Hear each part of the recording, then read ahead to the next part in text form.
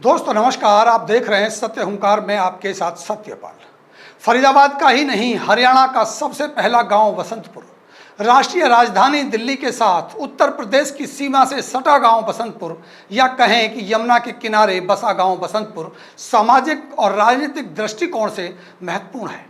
इसके आसपास बसी कॉलोनियों सहित सबसे ज़्यादा आबादी पूर्वांचल की होने के बावजूद भी राजनीति गांव में ही केंद्रित है।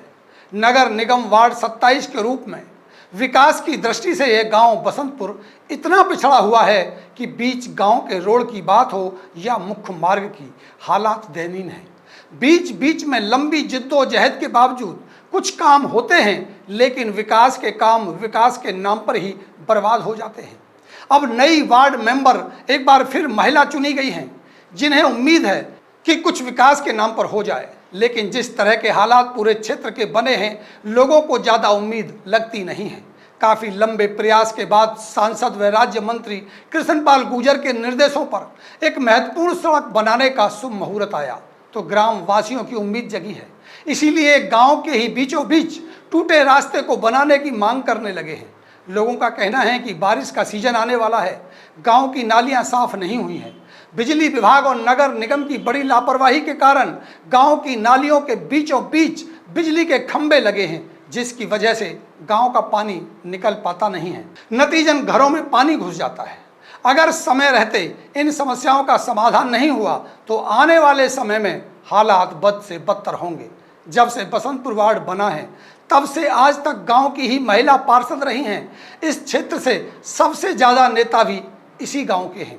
सांसद हों या विधायक, केंद्र के मंत्री हों या राज्य के मंत्री, दोनों ही नेताओं के अपने अपने मजबूत समर्थक भी हैं। गांव में दोनों ही मंत्रियों का आवागमन भी लगा रहता है। बावजूद इसके गांव की समस्याएं कम होने का नाम ही नहीं लेती। तो आसपास के अन्य क्षेत्र की बात तो छोड़ ही दीजिए। गांव के विकास की उम्मीद में अपील करते हुए विनोद अवाना, समाजसेवी सतपाल सिंह अवाना क्या कहते हैं वो आपको सुनाऊं, उससे पहले मैं आपको बता देना चाहता हूं कि इन निगम चुनावों में वार्ड 25 और वार्ड 26 के लोगों ने अपना स्पष्ट संदेश दे दिया है कि आने वाले वक्त की राजनीति को बदलते देर नहीं लगेगी। क्षेत्र का विकास, जनता का सम्मान ही सरदारी को बचा सकता है। समझदारों के लिए इतना ही काफ़ी है।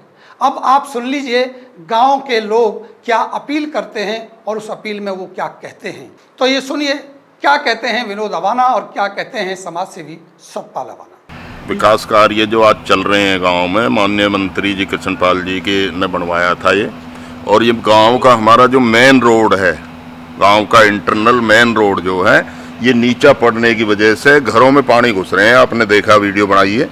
और इसको हमारी सभी से अपील है, माननीय मंत्री जी से भी, प्रशासन से भी, कि इसको जल्दी से जल्दी बनाया जावे, जिससे हमारे जो है बच्चों का और इन नालियों की सफाई ढंग से करी जाए। नाली भरी पड़ी है, कोई सफाई कर्मी नहीं आते, और मेन नाले पे जो इंक्रोचमेंट हुई पड़ी है, बना रखे हैं लोगों ने, उसको हटा करके लोहे के जाल लगा के उसको प्रॉपर ढंग से साफ करवाया जाए। अभी कई बार मैंने एक्शन साहब को भी फ़ोन किया है, SDO साहब से भी कई बार कहा है, कल भी मैंने कहा है, रिक्वेस्ट करिए।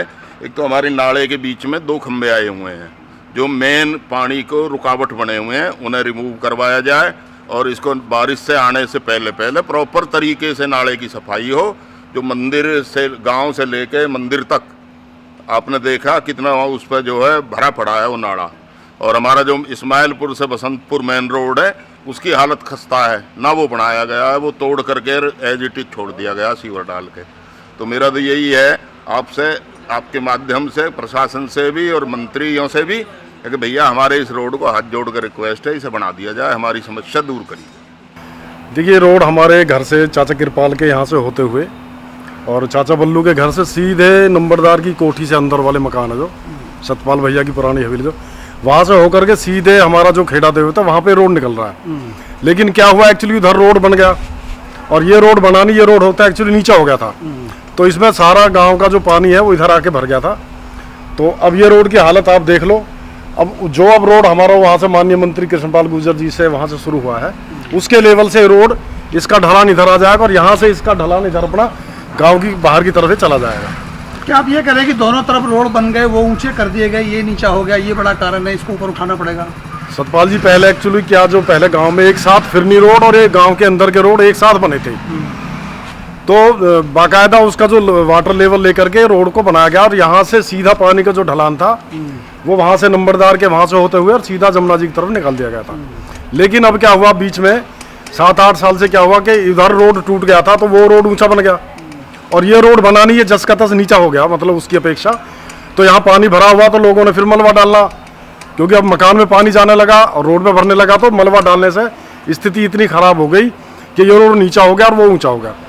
अब दोबारा से इसको रोड की जो हाइट है ऊंचा लेकर बना रहे हैं, इससे दोबारा अब यहाँ से एक रोड जो मध्य मार्ग जो हमारे गांव का जो मध्य है ये, यहाँ से एक रोड बन के जाएगा, बनना चाहिए। इसकी हालत बहुत ख़राब है।